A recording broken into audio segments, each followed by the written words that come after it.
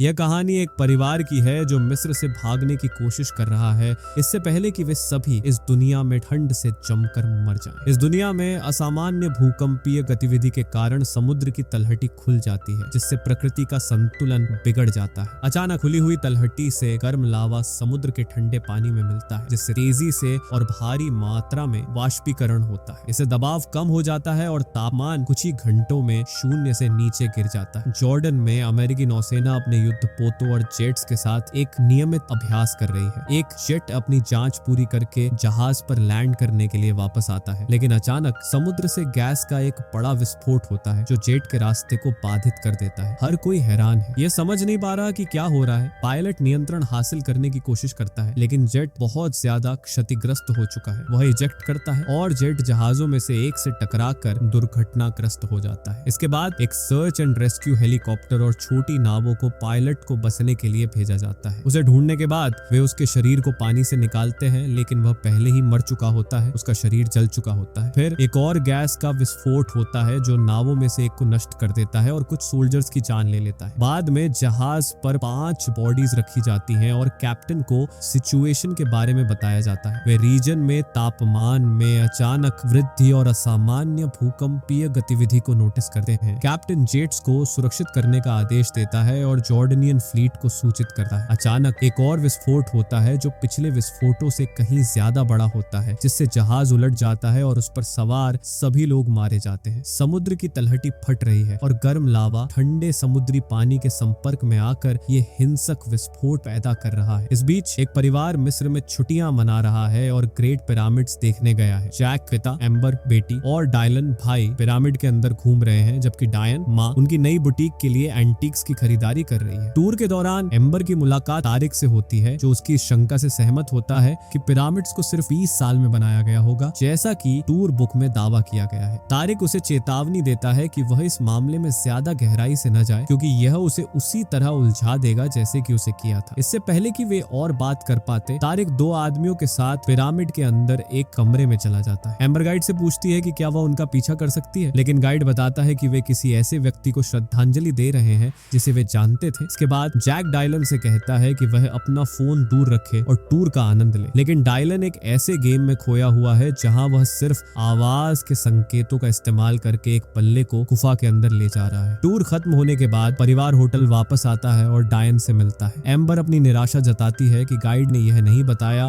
कि पिरामिड कभी दुनिया की सबसे ऊंची मानव निर्मित संरचना था। परिवार खाने के लिए बाहर जाने का फैसला करता है और होटल के प्रवेश द्वार की ओर बढ़ता है। जैक जैसे ही दरवाजे का हैंडल पकड़ता है, कांच टूट जाता है और काहिरा में एक भीषण भूकंप आता है। परिवार तुरंत होटल से बाहर भागकर सुरक्षित स्थान पर पहुंचता है। इसके बाद वे तारिक और उसके दोस्तों को मलबे के नीचे फंसा हुआ देखते हैं। उसके दोस्त तुरंत मर जाते हैं, लेकिन तारिक बच जाता है। जैक उसकी ओर दौड़ता है और उसे मलबे से बाहर निकालता है। वे दोनों सुरक्षित स्थान पर भागते हैं, इससे ठीक पहले कि एक और इमारत उनके पास गिरती है। पूरा शहर आग और मलबे में तब्दील हो चुका है और सिर्फ कुछ ही इमारतें अभी भी खड़ी हैं। बाद में परिवार एक घर के अवशेषों के पास पहुंचता है और एक काम करने वाला टीवी ढूंढता है। न्यूज रिपोर्टर घोषणा करता है कि पूरा अरब प्रायद्वीप खिसक गया है और दुबई में भी इसी तरह का भूकंप आया है। रेड सी के नीचे समुद्र की तलहटी फट गई है, जिससे 1000 मील से ज्यादा की दूरी पर समुद्री पानी लावा के संपर्क में आ गया है। तारिक उन्हें बताता है कि उसे अपने पिता से संपर्क करने की जरूरत है, लेकिन एक मिलिट्री व्हीकल गुजरता है और अमेरिकी टूरिस्ट्स को सहायता के लिए एम्बेसी जाने का निर्देश देता है। तारिक उन्हें चेतावनी देता है कि यह इम्पॉसिबल है, क्योंकि यूएस एम्बेसी शहर के बीचों बीच है और वहां पहुंचने का कोई रास्ता नहीं है। वह बताता है कि तेजी से वाष्पीकरण के कारण भारी बादल बन गए हैं, जिससे एक शक्तिशाली लो प्रेशर सिस्टम बन गया है। वह एक मैप की ओर इशारा करते हुए बताता है कि जिन इलाकों को चिन्हित किया गया है जहां वे अब भी हैं, वहां तापमान तेजी से गिरने वाला है, संभवतः 0 से नीचे। वह उनसे सूर्यास्त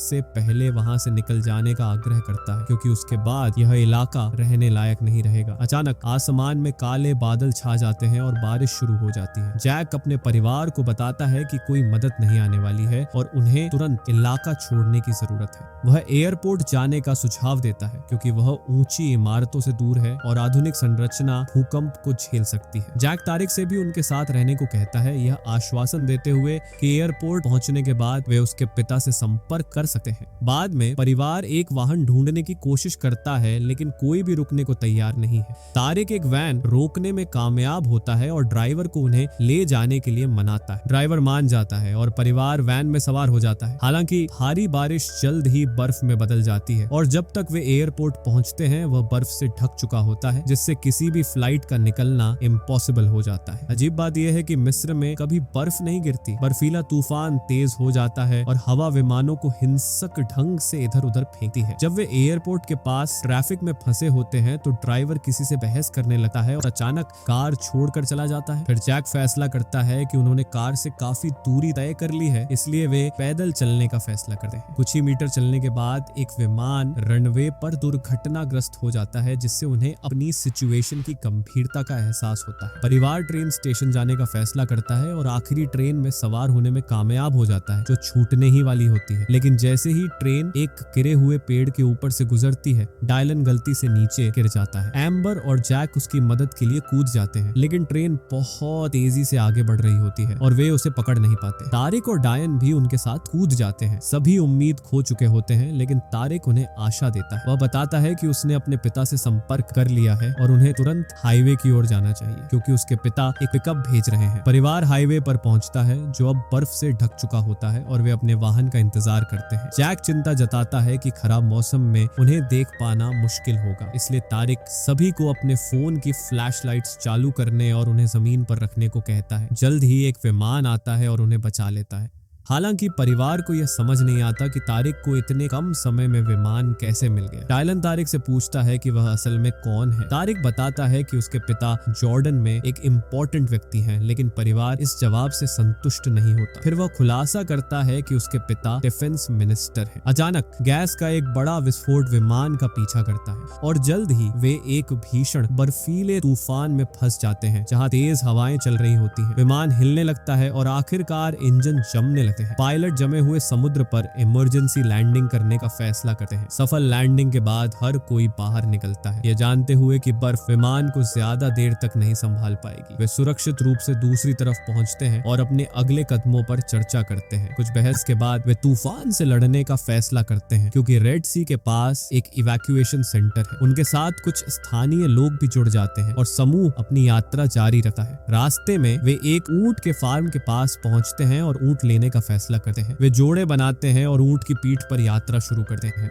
बाद में डायलन कुछ चमकदार देखता है और उसे जांचने के लिए अपने ऊंट से उतर जाता है। हालांकि जो उसने देखा वह एक पिरामिड का शीर्ष था और वह गलती से पिरामिड की दीवार से दसियों मीटर नीचे फिसल जाता है। जैक ये सुनिश्चित करने के लिए उसका पीछा करता है कि वह ठीक है। यह महसूस करते हुए कि वे ऊंटों को नीचे नहीं ले जा सकते, वे उन्हें छोड़ देते हैं और खुद नीचे फिसल जाते हैं। फिर वे उस विमान का एक हिस्सा देखते हैं जिसमें वे पहले उतरे थे और उन्हें एहसास होता है कि वे चक्कर लगा रहे हैं। तारिक जोर देकर कहता है कि उसे अपने पिता से संपर्क करने की जरूरत है, लेकिन जैक उनसे आगे बढ़ने का आग्रह करता है, इससे पहले कि वे सभी जमकर मर जाएं। एकमात्र अच्छी खबर यह है कि बर्फीला तूफान रुक गया है। जल्द ही समूह को 2 कारों द्वारा ढूंढ लिया जाता है, जिनके ड्राइवरों ने उनके विमान के दुर्घटनाग्रस्त होते देखा था। ड्राइवर उन्हें एक ऑयल रिफाइनरी ले जाते हैं, जहां वे सप्लाईज इकट्ठा कर रहे हैं। स्थानीय लोगों ने रिफाइनरी को एक बेस कैंप में बदल दिया है, क्योंकि एम्प्लॉइज को इवैक्यूएट कर दिया गया था। वे समूह को खाना और सप्लाईज देते हैं। जैक तब कैंप लीडर से कुछ वाहनों के लिए पूछता है, ताकि वे इवैक्यूएशन सेंटर तक पहुंच सके। हालांकि लीडर को संदेह है कि ऐसा कोई सेंटर मौजूद है। अचानक एक छोटा भूकंप आता है, जिससे आग में एक तेल का बैरल लुढ़क जाता है और विस्फोट हो जाता है। सौभाग्य से किसी को चोट नहीं आती। जैक कैंप में मौजूद सभी को अपने साथ चलने का आग्रह करता है, नहीं तो वे जमकर मर जाएंगे। एक स्थानीय व्यक्ति तर्क देता है कि उनके पास कई हफ्तों तक चलने के लिए पर्याप्त सप्लाईज हैं, लेकिन कहता है कि अगर वे चाहें तो जा सकते हैं। समूह जाने का फैसला करता है और उन्हें पीछे छोड़ देता है, जो रुकना चाहते थे। बाद में जब उनकी कारों पर भारी ओले पड़ते हैं और पीछे मुड़कर देखने पर वे पाते हैं कि जिस कैंप को उन्होंने अभी छोड़ा था वह नष्ट हो चुका है। फिर जैक की कार पर ओले पड़ते हैं और वह पलट जाती है। तारिक और जैक दोनों बिना किसी चोट के बाहर निकलते हैं और वे तुरंत दूसरे वाहन में चढ़ जाते हैं और भाग जाते हैं। हालांकि एम्बर घायल हो जाती है जब जैक की कार पलटने के बाद दोनों कारें टकराती हैं। कुछ मील गाड़ी चलाने के बाद दूसरी कार का ड्राइवर कैप्टन कावर रुकता है और जैक भी रुकता है। कावर जैक को बताता है कि उसने तूफान के बीच एक एक्सट्रैक्शन पॉइंट देखा है, लेकिन जैसे ही तूफान थमता है वे खुद को एक चट्टान के किनारे पर खड़ा पाते हैं। वे चट्टान से नीचे उतरने का फैसला करते हैं ताकि एक्सट्रैक्शन पॉइंट तक पहुंच सके, लेकिन यह आसान नहीं होगा। डायलन टोविंग रोप का इस्तेमाल करके खुद को सुरक्षित रूप से नीचे उतारने का सुझाव देता है। कावर, जैक और तारिक बिना किसी परेशानी के नीचे उतर जाते हैं। इसके बाद एम्बर आती है जो घबराई हुई है, लेकिन वह भी नीचे उतरने में कामयाब होती है। जैसे ही वह नीचे उतरती है ट्रक के टायर फिसलने लगते हैं और उन्हें वाहन को स्थिर रखने के लिए बर्फ के ब्लॉक्स का इस्तेमाल करना पड़ता है। फिर डायन नीचे उतरती है, लेकिन जैसे ही वह नीचे पहुंचती है ट्रक फिसल जाता है और एक व्यक्ति अभी भी अंदर होता है। वाहन जमीन पर गिर जाता है और कावर, जो रास्ते से हट नहीं पाता, मारा जाता है। जो समूह नीचे उतर चुका है वह कुछ परित्यक्त कारों का एक झुंड ढूंढता है। जब वे अंदर देखते हैं तो वे जमे हुए बॉडीज को देखकर स्तब्ध रह जाते हैं। वे जल्दी से इलाका छोड़ देते हैं और डायलन, साइमन, दूसरी कार का ड्राइवर और बाकी समूह को ढूंढ लेते हैं। साइमन ने कार को नीचे लाने के लिए रस्सियां ढूंढ ली हैं। पुनर्मिलित समूह इवैक्यूएशन पॉइंट की ओर बढ़ता है। कुछ और यात्रा के बाद वे आखिरकार इवैक्यूएशन पॉइंट को दूर से देखते हैं। हालांकि उनकी कार एक छोटे भूकंप से टकराती है और जैक इसे आगे नहीं चला पाता। वे पैदल चलने का फैसला करते हैं। जब वे इवैक्यूएशन पॉइंट तक पहुंचते हैं तो डायन को एहसास होता है कि यह वास्तव में एक बांध है। वे सगा बांध पर पहुंच चुके हैं, जिसके दूसरी तरफ रेड सी और इवैक्यूएशन पॉइंट है। अचानक बांध में दरारें पड़ने लगती हैं और हड़कंप मच जाता है। बांध का एक हिस्सा टूट जाता है, जिससे अंदर जमा हुआ पानी दिखाई देता है। एक भारी दरार की आवाज आती है और पूरी संरचना ढहने लगती है। समूह घाटी पर चढ़ने की कोशिश करता है, लेकिन कुछ गिरकर मर जाते हैं। डायन और डायलन एक परित्यक्त फॉस्फेट खदान में प्रवेश करने में कामयाब होते हैं, लेकिन वहां से निकलने का कोई रास्ता नहीं है। डायलन एक चतुर विचार के साथ आता है। वो अपनी सांसों से निकलने वाले जल वाष्प का इस्तेमाल करके हवा के प्रवाह की दिशा का पता लगाता है, ठीक उसी तरह जैसे उसने अपने गेम में किया था। इस बार वे बल्ले हैं और उनकी सांसें उन्हें बाहर निकलने का रास्ता दिखाने वाली गाइड है। डायन और डायलन अपना रास्ता ढूंढ लेते हैं और समूह में फिर से शामिल हो जाते हैं। हालांकि एम्बर की चोट बदतर होती जा रही है। जैक और तारिक एम्बर को चलने में मदद करते हैं, जबकि वे इवैक्यूएशन पॉइंट की तलाश जारी रखते हैं। जल्द ही वे एक छोटी पहाड़ी तक पहुंचते हैं, लेकिन उसके पीछे एक भीषण तूफान है। साइमन जैक की सलाह के खिलाफ पहाड़ी की ओर दौड़ता है, यह सोचकर कि वह इसे पार कर सकता है, लेकिन वह तुरंत तूफान की चपेट में आ जाता है। डायन सुझाव देता है कि वे फॉस्फेट खदान के दूसरे रास्तों का इस्तेमाल करें, जहां वह डायलन के साथ फंसा था। समूह अंदर प्रवेश करता है और कई सुरंगों में से एक लेने के बाद एम्बर को गर्माहट महसूस होती है। उसे एहसास होता है कि वे एक गर्म इलाके के करीब है और आगे बढ़ती है। एक धारा की खोज करती है। वह समूह को बताती है कि यह गर्म होना चाहिए क्योंकि पानी जमा नहीं है। समूह पानी में प्रवेश करता है, यह देखने के लिए कि यह कहां जाता है। वे सभी एक छोटे तालाब में गिरते हैं, सिवाय एम्बर के, जो एक चट्टान से टकराती है और ठोस जमीन पर गिरती है। जब वे उसे नीचे उतारने में मदद करते हैं तो उन्हें एहसास होता है कि डायलन गायब है।